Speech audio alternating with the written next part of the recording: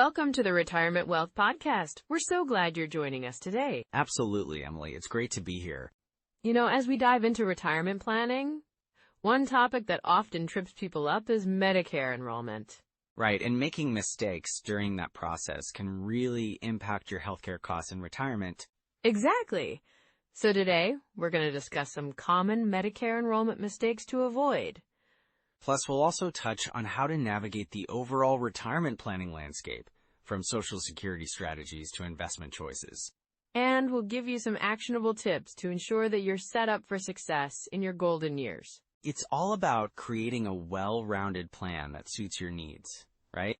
Absolutely. So let's jump in and start with those Medicare enrollment mistakes. Yeah, let's do it. One of the biggest blunders we see is not enrolling on time. That's such a crucial point. Many people think they can just sign up whenever they want, but that's not the case. Exactly. If you miss your initial enrollment period, you could face penalties, and those can add up quickly. And those penalties aren't just for 1 year, right? They can stick with you for a long time. Yes, they can. So understanding the timelines is key. Let's break that down a bit more.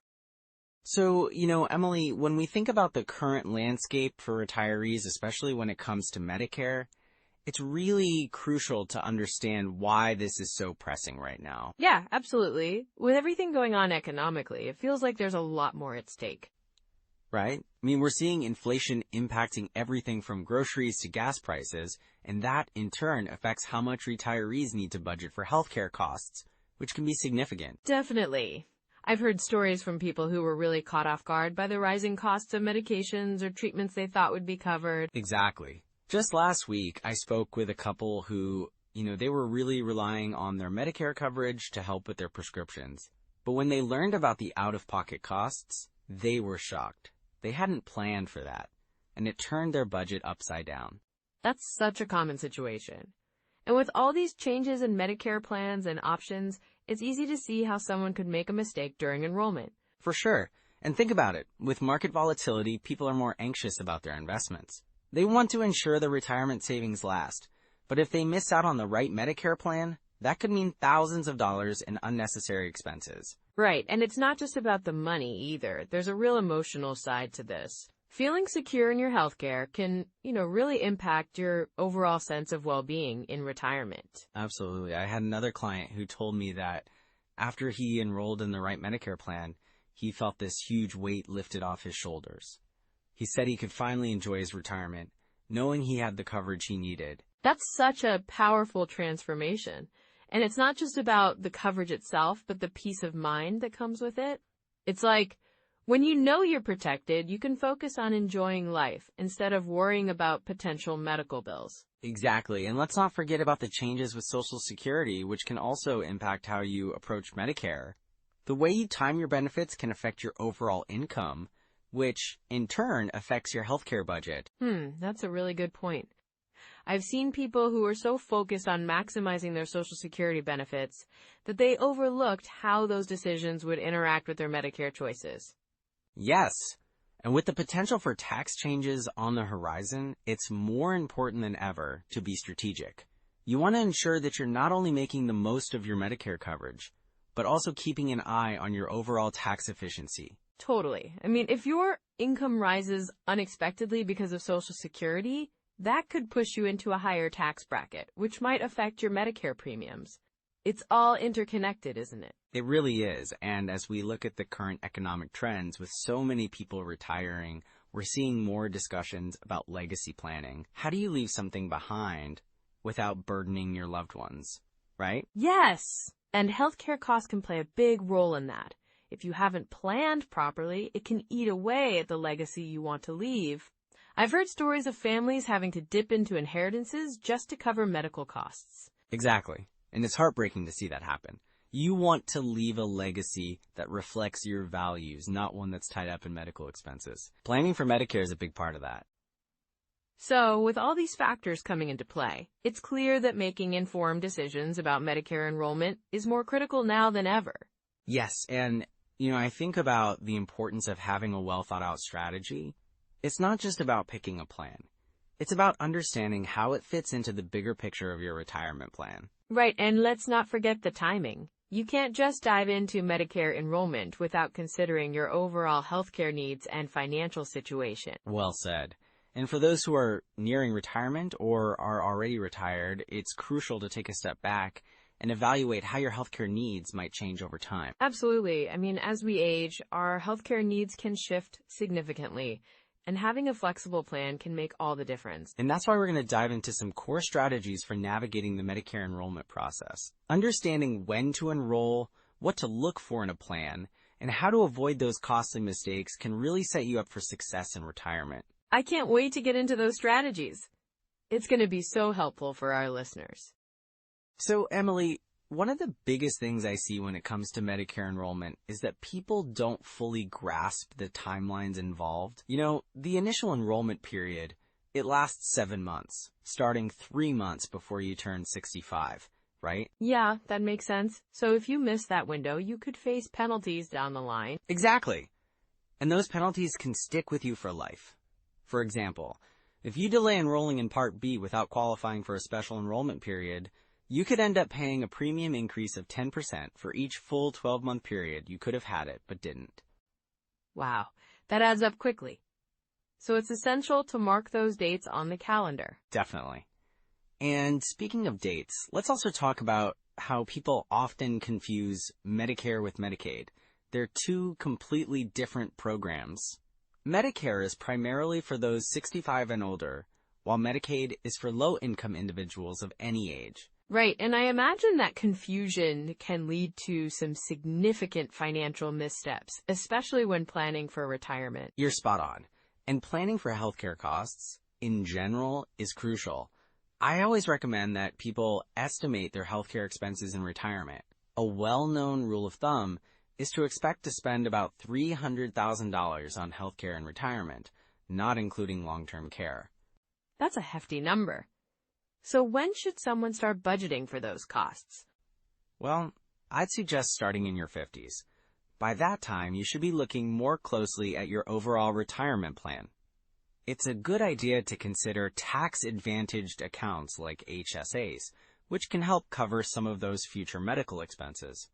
Right, health savings accounts are great because they have triple tax benefits. You can contribute pre-tax dollars, let it grow tax-free, and then withdraw it tax-free for qualified medical expenses. Exactly. And if you're retired, you can still use those funds for medical expenses, which is fantastic. But let's pivot a bit.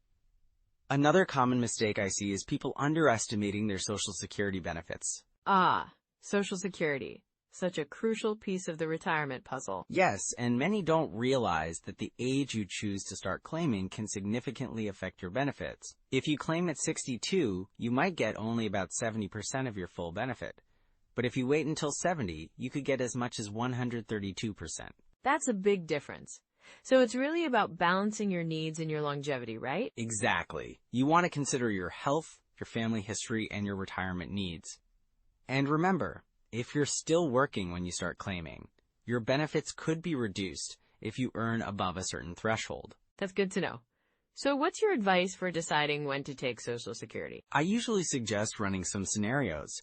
Try projecting your retirement income. A common strategy is to delay claiming Social Security as long as possible while drawing down other assets first, like your IRA or 401k. That sounds like a smart way to maximize your benefits in the long run. Absolutely. And that brings us to withdrawal strategies. The 4% rule is a classic method where you withdraw 4% of your retirement savings each year. This is based on the idea that your money should last about 30 years. But isn't that just a rule of thumb? Right. It's not one size fits all. Markets fluctuate, and personal circumstances vary. Some folks might benefit from a bucket strategy where you segment your assets into different buckets for short-term and long-term needs. That sounds interesting. So, like having one bucket for immediate needs, another for medium-term, and a long-term growth bucket? Exactly. The short-term bucket could be in cash or bonds to keep it safe. The medium-term could be in a mix of stocks and bonds, and the long-term bucket could be more aggressively invested in stocks. It makes sense to have a structured approach to withdrawals. And it's also about keeping your asset allocation in mind, right? A balanced approach helps manage risk. A common allocation might be a 70-30th split between stocks and bonds for growth and stability. But as you age, wouldn't you want to shift more toward bonds to reduce risk?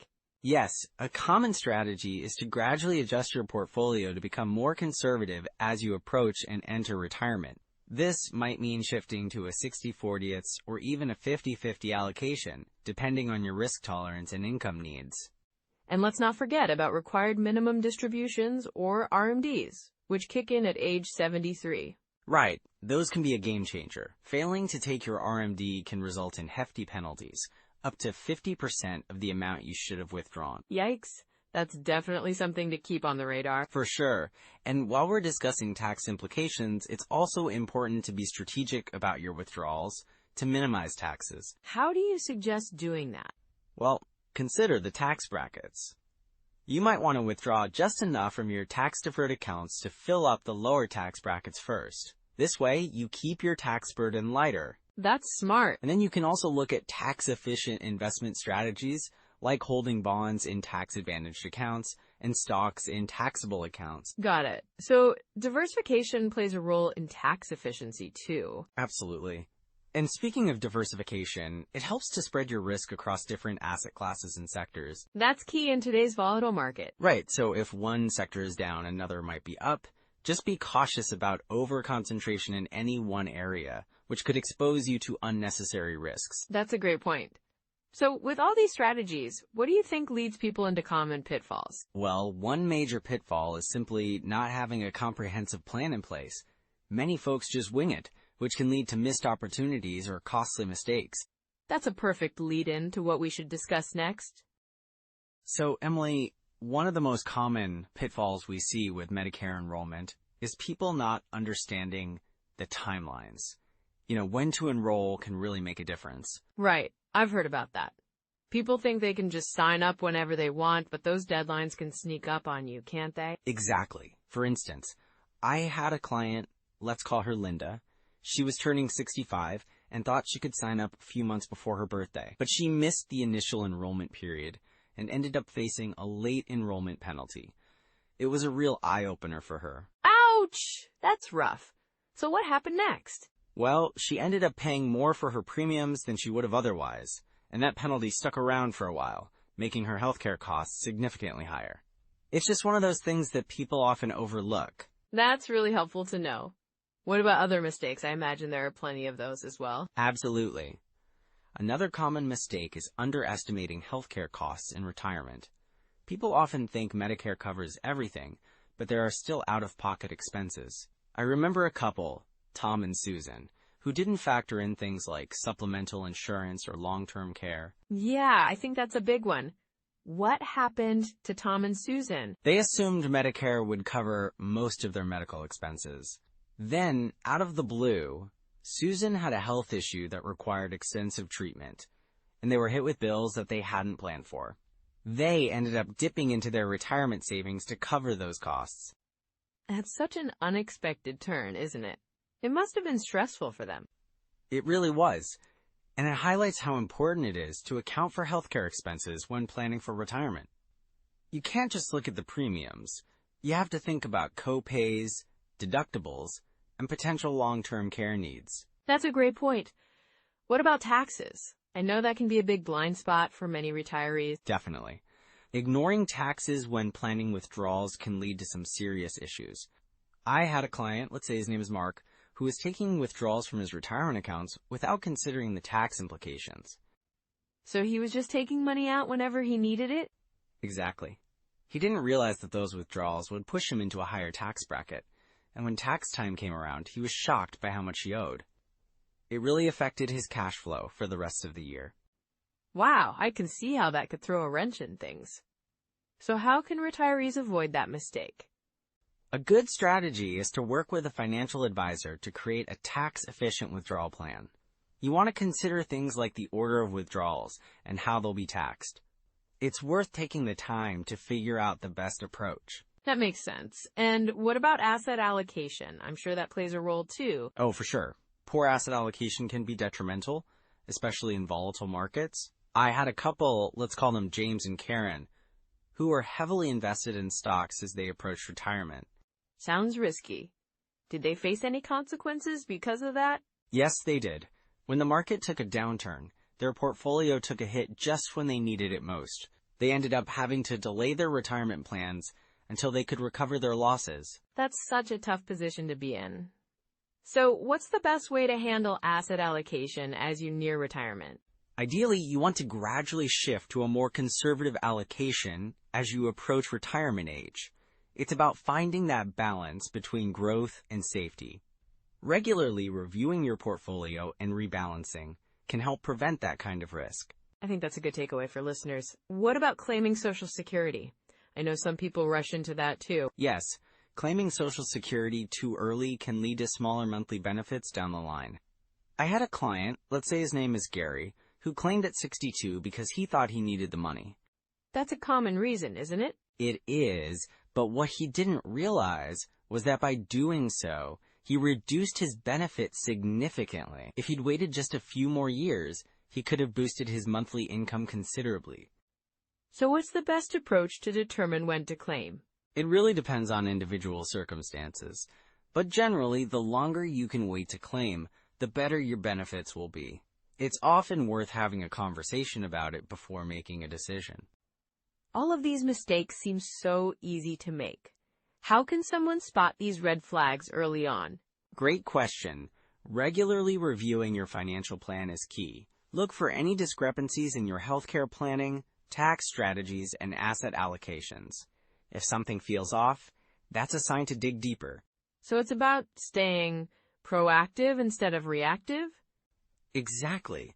And seeking advice from professionals can help you navigate these decisions. Be open to reassessing your plan as your situation changes. That sounds like a solid approach. Any final thoughts on how to recover from these mistakes? If you find you've made a mistake, don't panic. Many times, you can adjust your strategy moving forward. It's all about learning from those experiences and making informed choices in the future. That's such a reassuring perspective, David. It's great to know that there's always a way to pivot and improve. Absolutely. Retirement planning is a journey, and it's okay to adjust your course along the way. Thanks for sharing all this valuable information. I think our listeners will find it incredibly helpful as they navigate their own retirement planning. My pleasure, Emily. It's always good to help people feel more confident about their financial futures. And with that, let's move on to our next steps. All right, Emily. So now that we've walked through some common Medicare enrollment mistakes, let's dive into some actionable steps people can take right away to avoid those pitfalls. Absolutely.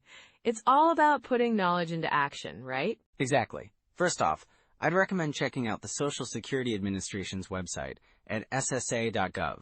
They have a ton of resources about Medicare, including enrollment periods and eligibility requirements. It's a good starting point. Right, and it's super user-friendly too. You can find out when you should enroll and what your options are. Another great tool to consider is using retirement calculators from places like Vanguard, Fidelity, or Schwab. These calculators can help you figure out how much you need to save for retirement, and they often include features for Medicare costs too. Oh, I love those calculators. They really help to visualize your financial future. And, even if you're already retired, it's a good idea to run those numbers periodically, just to see if you're on track. Yes, exactly. And speaking of checking in, one habit I highly recommend is to review your portfolio quarterly. You want to make sure your investments align with your current needs and goals, especially as you approach or go through retirement. That's a good point. I think a lot of people forget to do that. It's easy to set it and forget it, but regular reviews can make a big difference. For sure. And if you're using any tax software, it can be a useful tool for evaluating the tax implications of your retirement income, including Medicare premiums, which can vary based on your income. Right, and sometimes people don't realize how their income affects their Medicare costs. It's like a little surprise when they see those premiums. Exactly, and that's why planning ahead is so important. I'd also suggest looking into financial planning apps. There are quite a few out there that can help you keep track of your expenses and retirement savings. Yeah, those can be super helpful. They often provide reminders for important deadlines, like Medicare enrollment periods, which can be a lifesaver. And if you're someone who enjoys reading, I'd recommend checking out a few books that focus on retirement planning. The Simple Path to Wealth by J.L. Collins is a great read. It really breaks down the investing process in an easy-to-understand way. I've heard good things about that one. And there's also How to Make Your Money Last by Jane Bryant Quinn. It's got a lot of practical advice for managing finances in retirement. Absolutely. And for podcasts, I'd suggest listening to The Retirement Answer Man with Roger Whitney. He dives deep into many retirement topics, and I think he has a very approachable style. Oh, I love that one. It's like having a conversation with a wise friend. Exactly. And remember, it's never too late to improve your retirement plan. Even small changes can have a big impact over time. That's such an encouraging thought. Just starting to implement some of these strategies can lead to a more secure retirement. Yes, and it's all about taking those first steps. Maybe you begin by setting a reminder to check your portfolio, or scheduling a call with a financial advisor to review your Medicare options. Those are great ideas, and the more proactive you are, the better prepared you'll be for whatever comes your way in retirement. So those are some practical first steps. Now, let's bring this all together. Well, Emily, I think we've covered a lot of ground today. Absolutely, David. Just to recap, there are a few key takeaways from our discussion on Medicare enrollment mistakes that really stand out, right? For sure. First off, I'd say it's crucial to understand your enrollment periods. Missing them can lead to penalties that are really hard to recover from. Right. And then there's the importance of reviewing your current health needs and coverage options. What works for you now might not be the best fit a few years down the line. Exactly. And don't forget about the financial aspects, like premium costs and any potential out-of-pocket expenses. It's all about planning for those unexpected healthcare costs. Yes. And, I think we also touched on the value of doing your research. Knowing how different plans work can make a big difference in your overall satisfaction with your coverage. Definitely. It's all about being proactive, not reactive. Taking the time now can save you a lot of stress later on. And that's a great reminder for everyone planning for or already in retirement. Building and protecting your retirement wealth is a journey. It takes careful planning and awareness, but it's so worth it. Well said, Emily. And for our listeners, if you found value in today's episode, we'd love for you to like, subscribe, and, leave a comment about your biggest takeaway or any questions you might have. Yes, please do. And if you know someone who's planning for retirement or is already there, share this episode with them. It could really help. Next time, we'll dive into an exciting topic: how to retire in your 40s without stress. That's something a lot of people dream about. I can't wait. Until then, take care, everyone. Yes, take care. And remember, keep building that retirement wealth. Bye for now.